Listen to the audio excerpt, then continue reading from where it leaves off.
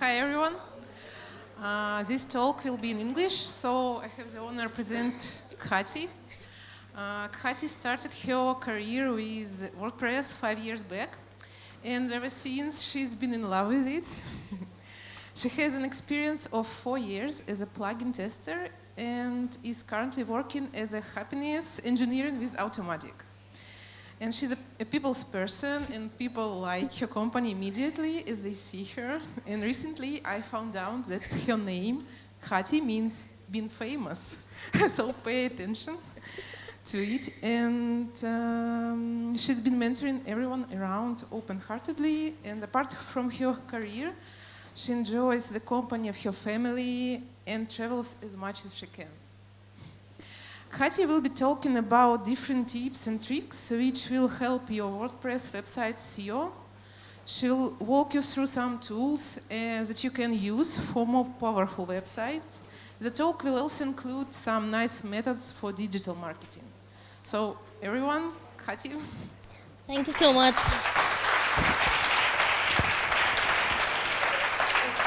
Hello everyone. Hola. Perfect. So it's in bits of pieces I know of Spanish. Don't understand much of it. I'm trying my best to understand here. Okay, thank you. So about myself, she did a great job introducing myself a bit here. As she said, I have been working with WordPress for about 5 years now, and I've been loving it so far very much. About today's talk, I'm talking about SEO, which is a crucial part for a website and its owner to make sure the site is, seen by the public in a good way, have a good ranking as well. Because for every website or even a business, it's very important to get business, and SEO is one of the ways you can get more business out of it, okay? Okay, so starting with important aspects of SEO is the title. So here basically what we'll be covering is a few things that you need to make sure to follow so that your website can have a good SEO ratings, okay? So a few aspects here would be title of your page or a post. Then tags. Tags come very handy. They can be used as keywords. Now what keywords means is the search engine searches your website using the words that you put to search, right? So whenever you go to Google and search for maybe WordPress hosting, it will search the websites or the pages that has tags using those words. So those are called keywords. So whenever you add tags to your post or pages, search engines make sure to search for those terms added to your post or pages and show your website or the page in the search results. So again, adding tags as well as meta. Meta is again a description to your post or page. A meta can also be a description to your website as well, okay? Now, for a website meta, you describe what is your website about, okay, in a few lines. And those descriptions should also include the terms that you write about. Be more specific in these descriptions so that the more specific you add your description, it would be easier for the end user to find your website while they search for it. So something like a website is about cooking, recipes maybe. So just don't write a description like yummy food. Be specific, like if you're writing about Spanish cuisine, write more of Spanish cookery or of those terms. So be down to specificity. Next would be links. Again, links can be very useful for your website as well as SEO. What links would do is make sure, so always a search engine likes a website which has multiple links. So from a page A to page B, you add a link to it. So if you have those links, it will help search engines, bots, to understand your pages are linked well and are getting famous, as well as if a visitor visits your page or a site, and sees a link to it and clicks on the link and goes to another page, that will let the search engine know your website is famous and being searched and visited by multiple users. That way, so multiple views can help the search engine to show, okay, this particular website is being clicked and visited quite often. That will help to make your website listed higher in the search result. So adding links again is a very good way to make sure of that. Page speed. Again, page speed should be taken care of very well when you design your website. Why is that? So if at all you have number of images on your homepage itself, which are very huge, say like 20 MBs of total image size is there on your website. Understand this perspective when a user lands on your page, on your home page, and has to wait for a few minutes for the page to load. Would any one of us be happy to wait to just see a site? No, right? So always make sure your page, any of the pages, not just your home page, is optimized so that the page speed is good enough and loads within a few seconds. I wouldn't say should load in 1 second. It's not realistic. So few seconds and the page should be loaded completely. All the text as well as images, sliders, whatever you add on your website should be loaded within that. So page speed again helps your search engines to show your site in a good, have a good rating basically. Okay, sitemaps. Sitemaps can be again helpful for the search engines to show where exactly you are landing. Okay, so maybe you first go to your home page, then go to the About Us, and then maybe go to the career page. So basically at times you would see a site having a small text saying home, About Us, and career pages with small text on the left on top. So those are sitemaps again. Adding them again helps search engine bots to show your website in a better way. Canonical issues. Now, how many of us here know about what are canonical issues? Raise of hands. Okay, thank you. So what do I mean by canonical issue?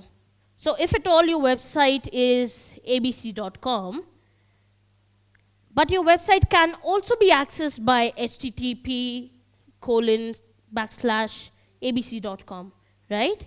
And again by www.abc.com. So for a search engine, all these three links leads to your own website, right? That is only one website. But for search engine, it considers 3 different websites for just one website. So if at all you have a page or a post which has really good links, text, images, good information, the ratings of this site will go down because search engine considers 3 websites. So one website is divided into 3. So that is not really great for your site in itself for search terms. What you could do is make sure all these URLs are combined together, and that can be done, and we'll be covering a little bit of that later on. Then comes duplicate content as well. So always make sure you write different content always on your site. Posts, pages, make sure you do not copy same content again and again on your site, because search engines do check that, and if they do find copied content, repeated content, the ratings goes low. Okay? And Google Webmaster Dashboard. So this is a tool that can help your website to perform well in SEO. Okay? Okay, so a few things to know about SEO are, one is the website owner, and another would be a marketer. Not always these two would be different, but it should be different in my perspective, because as an owner, I can write the content, I can make my site on my own, but in terms of marketing it, can be different. So marketer will take care of your SEO as well as, at times designing this website as well, adding the correct meta tags or those terms. So those are different aspects. For an SEO, things always keep on changing, so nothing is fixed. SEO, basically what it does is, for every search engine, they have different algorithms. So Google would have its own algorithm, Yahoo will be having its own, Bing would be having its own, and things do keep on changing on their end as well. So it's not a fixed formula that you can set on your website and you'll be through. It won't be ever. So you need to change according to how they keep on changing. And a lot of times, users do come to us saying, Google has blocked my site. It's not showing the search results. Google is coming to take my site down. They have reported errors and XYZ things. One thing to make sure, Google is not out there to take you. It's there to help your website to be shown. All right? So it's not that Google is going through each and every site. It has millions of sites to show. It's not checking your site, like, is this abc.com showing multiple duplicate content or having wrong links? It's not checking that. It's looking for good things on your website. Also, Google is there for the visitors and not for the site owners, to be very specific. It helps the end users to show the results what they are checking for. Okay? Okay, as per WordPress, WordPress is built in such a way that it is already SEO ready. So what SEOs do know the structure how WordPress is built, generally. So you do not have to work very hard in terms of making your website SEO friendly to make sure your site ranks high and has the perfect links and all those things. WordPress helps you do that. It also has XML as well as robot.txt files already included in your WordPress. Those two files help your SEO ratings to be better. Okay? And again, WordPress includes titles, so you could add the terms in your title in such a way that they are search friendly, as well as the meta, which is the description that you write in your blog, is again, the structure is known by the SEO. So it basically helps to show your website in a good way. But nothing is perfect, right? So what you could do to check how your website shows on a search engine is go to site : and add your domain name. What it will show is the cached snippet. So whenever, as well as it will show the index, category, archives, and author pages and canonical issues, how it will be shown.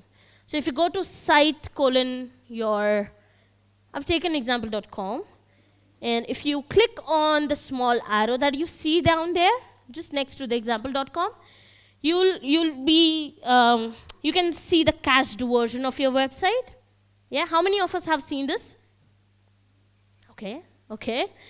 All right, so this will help you to see what exactly the content is shown when your website is listed on a search engine.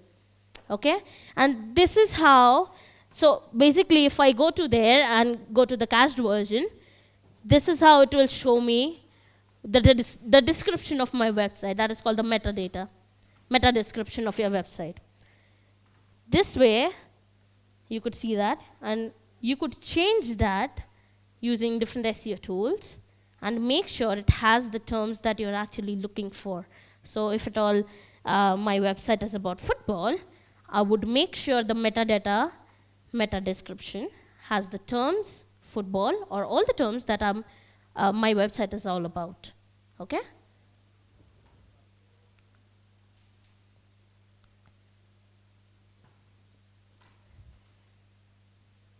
Okay, so what tools can help you out? Google Webmaster Tool is the go-to tool I would suggest in these terms. It helps you with the search terms.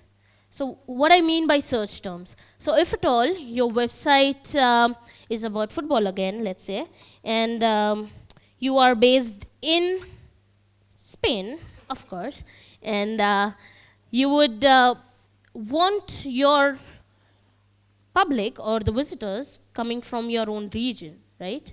So you will make sure to search for the terms that usually people use to search for similar websites. So if at all you go to this tool and search for terms like football, Spain, or such similar terms that your website is about, you will see the websites that are listing with those search terms. And using that, you can use those websites as a guidance, like what is exactly their website writing about, or even the terms that they're using, to include that on your own website. Make sense? Cool. Again, it will also help, this tool, Google Webmaster Tool, will help with the crawl errors. So if at all you add your domain name on this tool, it will show what kind of errors are being thrown on your website in terms of search engine. It will help with HTML suggestion as well. So if at all you're using, so if a post, say, has headings and you have not added the H2 or H3 tags in those, it will suggest those. So again, these titles, these heading tags will help the search engines to show your website in a better way. So those are the few suggestions that this tool will show. It will also help with how to add sitemaps or index pages or link backs as well. A few tips. Always make sure to add your business address to your website. What it would do is help the search engines to show where you're based and show the website for that particular region as well. So if at all you only have it on one page, like say contact us page or about us page, you should probably add that probably in the footer of all the pages, so that all the pages of your website have this info and can be crawled in a better way. Another thing that can help is adding forms. It is always better for a visitor on your website to contact you, right? So that you can have a communication with them to make sure what is happening, to solve their queries if they have any. So having forms is a good way for your visitors as well as for your search engine optimization as well. Okay? And that's it. Thank you so much. If you have any questions, please feel free to ask. Thank you.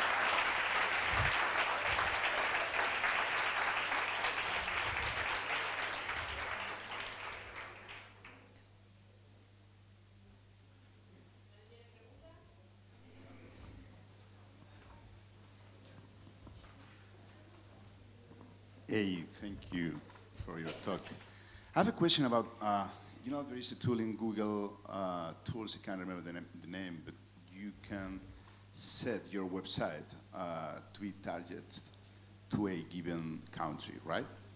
And in our case, sometimes we need this country to be not just Spain, but all the Spanish language countries, so many Spain and those in Latin America. And I've never been able to add this. I don't know if this could be done, if you know. As far as I understand, it can be done. So what you do is you have your website language set as Spanish. So that would actually help search engines to show your website for the terms, for the regions where the person is from. So if a person is from Spain, search engine will make sure to show the websites in his own language, rather than using English as a general language. Again, there are tools within Google itself. I'm not exactly sure where to guide you right now, but there are tools which can help your website to show for a regional language higher than in English. So if at all you also have multilingual website, so you have English as well as Spanish or French on your website, again, search engine tools do help you out to show your website for each of these languages differently. Answers your question? Cool. ¿Nadie más? ¿Alguna pregunta más?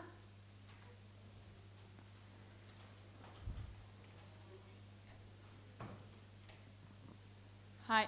Hi.